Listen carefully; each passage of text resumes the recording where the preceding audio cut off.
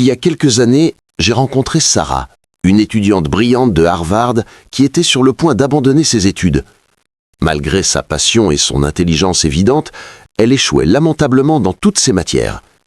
Elle passait 14 heures par jour à étudier, ses cahiers débordaient de notes colorées, ses livres ressemblaient à des arcs-en-ciel tellement elle surlignait, et pourtant, le vide total aux examens.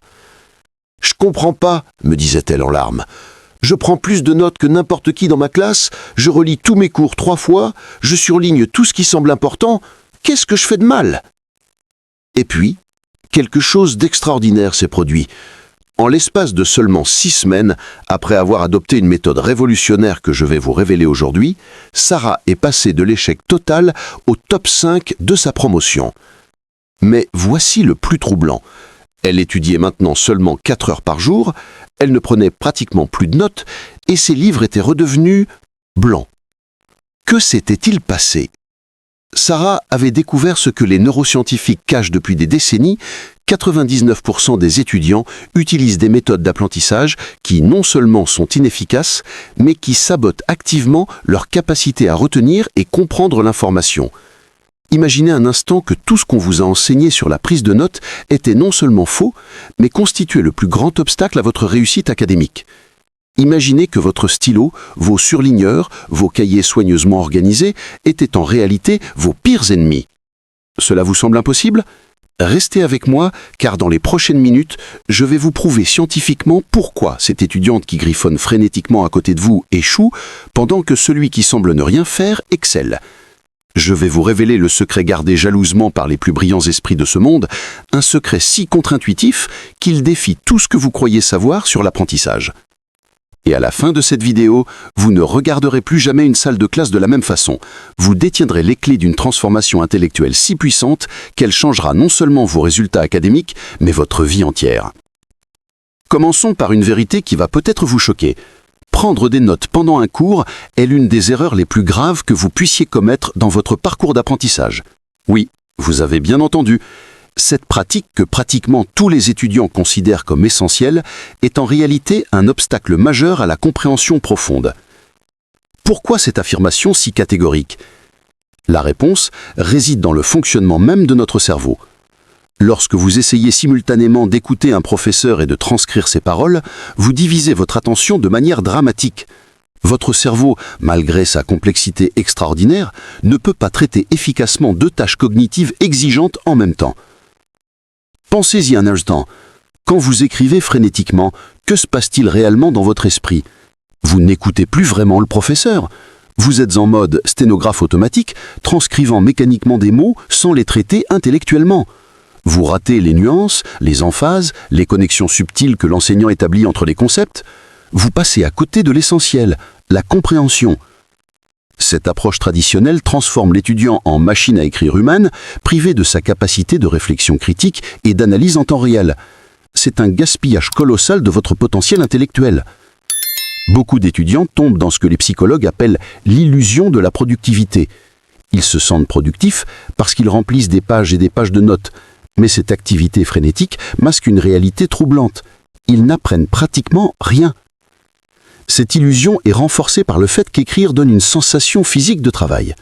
Votre main bouge, vous produisez du contenu tangible, vous avez l'impression d'accomplir quelque chose. Mais accomplir quoi exactement ?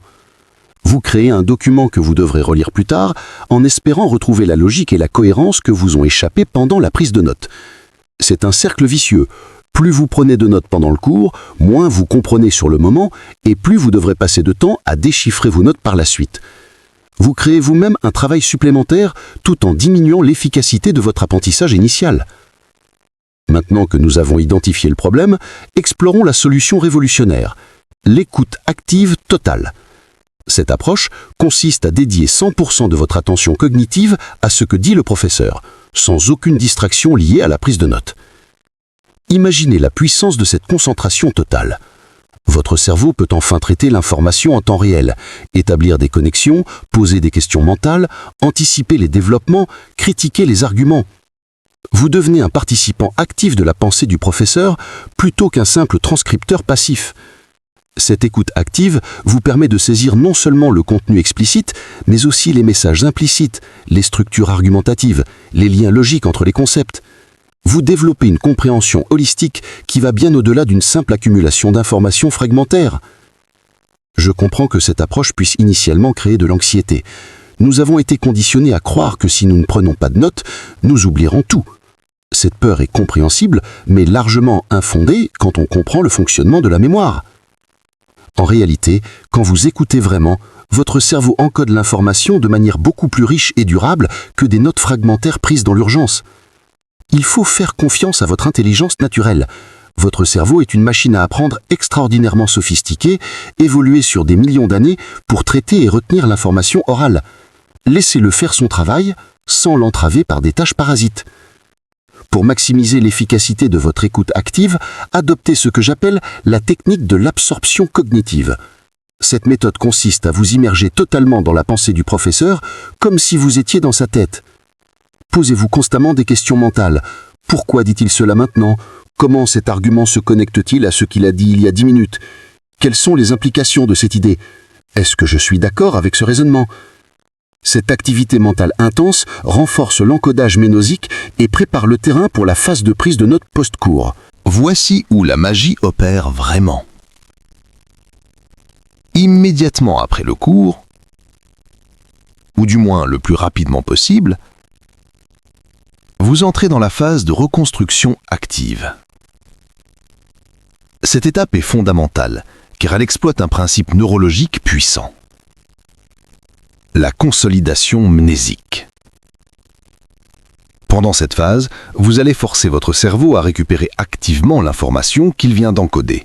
Cette récupération active, ce qu'on appelle en psychologie cognitive le retrieval practice, est l'un des mécanismes d'apprentissage les plus puissants connus de la science. Contrairement à la prise de notes passive pendant le cours, cette reconstruction post-cours engage votre mémoire de rappel plutôt que votre mémoire de reconnaissance. La différence est cruciale. Le rappel crée des connexions neuronales plus solides et durables. Voici comment procéder concrètement. Asseyez-vous avec une feuille blanche et commencez par vous demander quel était le message principal de ce cours. N'essayez pas de vous souvenir des détails immédiatement. Commencez par la structure globale, le fil conducteur de la pensée du professeur.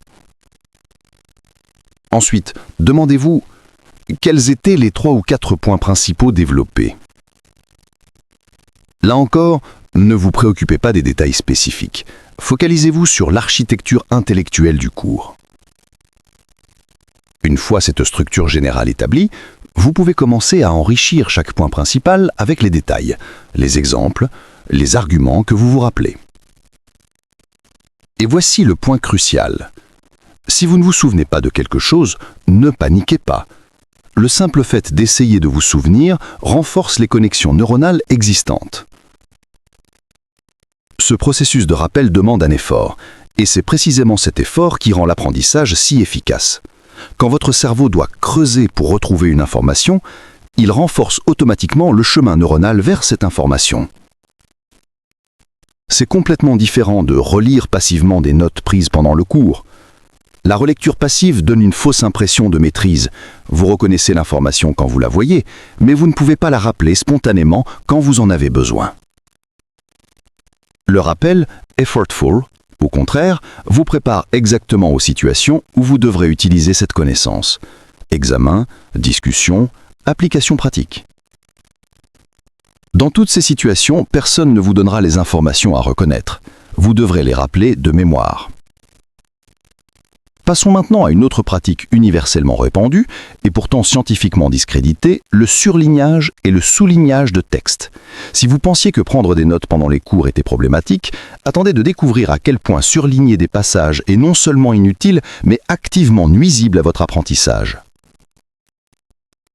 Le surlignage crée ce que les chercheurs appellent l'illusion de compétence. Quand vous surlignez un passage, votre cerveau interprète cette action comme un signe que vous avez traité et compris l'information. En réalité, vous n'avez fait que marquer du texte sans aucun engagement cognitif réel. Cette activité est ce que nous pouvons appeler du pseudo-travail. une activité qui ressemble à de l'étude, mais qui ne produit aucun apprentissage significatif. Pire encore, elle peut vous donner une confiance injustifiée qui vous pousse à négliger le vrai travail d'apprentissage. Les recherches en psychologie cognitive ont démontré de manière répétée que le surlignage et le soulignage figurent parmi les techniques d'étude les moins efficaces. Pourquoi ? Parce qu'ils n'exigent aucun traitement cognitif profond de l'information. Quand vous surlignez, vous êtes dans un mode de traitement superficiel. Vous identifiez des mots ou des phrases qui vous semblent importants, mais vous ne réfléchissez pas à pourquoi ils sont importants, comment ils se connectent aux autres idées, quelles sont les implications, ou comment vous pourriez les critiquer ou les appliquer. Cette approche superficielle crée des traces mnésiques faibles et déconnectées. Vous pourrez peut-être reconnaître ces passages surlignés lors d'une relecture, mais vous aurez énormément de difficultés à les rappeler spontanément ou à les utiliser dans de nouveaux contextes. Voici l'approche révolutionnaire que je recommande. Lisez par petits blocs.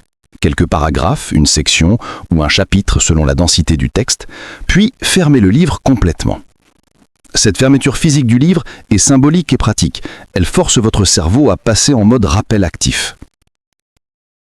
Une fois le livre fermé, engagez-vous dans ce que j'appelle la réflexion intégrative. Ne vous contentez pas d'essayer de vous souvenir de ce que vous venez de lire. Allez plus loin. Réfléchissez aux implications, aux connexions, aux questions que soulève ce passage. Demandez-vous, qu'ai-je appris de nouveau ? Comment cette information modifie ou enrichit ce que je savais déjà ? Quelles questions cette lecture soulève ? Suis-je d'accord avec les arguments présentés ? Comment pourrais-je expliquer ces idées à quelqu'un d'autre ? Et voici le point le plus puissant. Après cette réflexion, écrivez vos pensées. Mais attention, et c'est crucial, n'écrivez pas un résumé du texte original. Écrivez votre compréhension, vos réflexions, vos questions, vos critiques, vos connexions personnelles avec le contenu. Cette distinction est fondamentale. Quand vous résumez le texte de l'auteur, vous restez dans son cadre de pensée. Vous utilisez ses mots, sa structure argumentative. Vous êtes encore passif intellectuellement.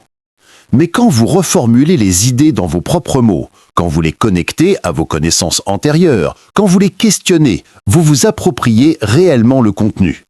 Cette appropriation intellectuelle transforme l'information externe en connaissance personnelle. Les idées deviennent vôtres, elles s'intègrent dans votre structure cognitive personnelle et elles deviennent accessibles pour une utilisation créative future. Pour vraiment saisir pourquoi ces méthodes sont si efficaces, il faut comprendre la différence fondamentale entre la mémoire de reconnaissance et la mémoire de rappel. Cette distinction est au cœur de l'excellence intellectuelle. La mémoire de reconnaissance est relativement facile et passive. C'est ce qui se passe quand vous relisez vos notes ou vos passages surlignés. Vous reconnaissez l'information, elle vous semble familière, vous avez l'impression de la connaître. Cette familiarité est trompeuse, car elle ne garantit pas votre capacité à utiliser cette information de manière autonome. La mémoire de rappel, au contraire, est active et exigeante. C'est l'acte spontané de retrouver une information complexe depuis votre mémoire long terme sans aucune aide externe. C'est exactement ce dont vous avez besoin dans les situations réelles, examen, présentation aux intellectuels, résolution de problèmes. Quand vous pratiquez la méthode que je préconise, écoute active suivie de reconstruction, lecture réflexive suivie de reformulation personnelle, vous créez ce que j'appelle des crochets mnésiques multiples. Chaque information importante devient ancrée dans votre mémoire par plusieurs connexions différentes. Par exemple, quand vous réfléchissez à comment une nouvelle idée se connecte à vos connaissances antérieures, vous créez un crochet associatif. Quand vous vous demandez si vous êtes d'accord avec un argument, vous créez un crochet émotionnel et critique. Quand vous imaginez comment expliquer ce concept à quelqu'un d'autre, vous créez un crochet pédagogique. Quand vous pensez aux applications pratiques, vous créez un crochet pragmatique. Ces multiples crochets rendent l'information beaucoup plus accessible. Si l'un des chemins d'accès est temporairement bloqué, vous avez plusieurs autres routes pour retrouver l'information. C'est ce qui explique pourquoi certaines personnes semblent avoir une mémoire exceptionnelle. Elles ont développé, consciemment ou intuitivement, cette capacité à créer des réseaux mnésiques riches et interconnectés. Plus vous pratiquez ces techniques, plus votre capacité de rappel s'améliore de manière exponentielle. C'est un cercle vertueux. Plus vous avez de connaissances bien intégrées, plus il devient facile d'intégrer de nouvelles connaissances, car vous avez plus de points d'ancrage pour les connecter. Cette amélioration ne concerne pas seulement la quantité d'informations que vous pouvez retenir, mais aussi la qualité de votre compréhension et votre capacité à utiliser ces connaissances de manière créative et flexible. Vous développez ce qu'on pourrait appeler une intelligence liquide, une capacité à faire circuler fluidement les idées, à les combiner de manière nouvelle, à les appliquer dans des contextes inattendus.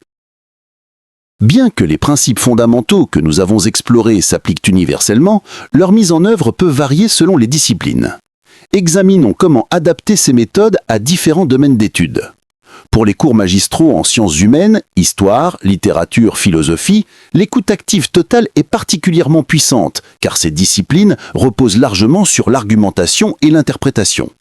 La capacité à suivre le fil de la pensée du professeur, à saisir les nuances de l'argumentation, à identifier les présupposés implicites est cruciale.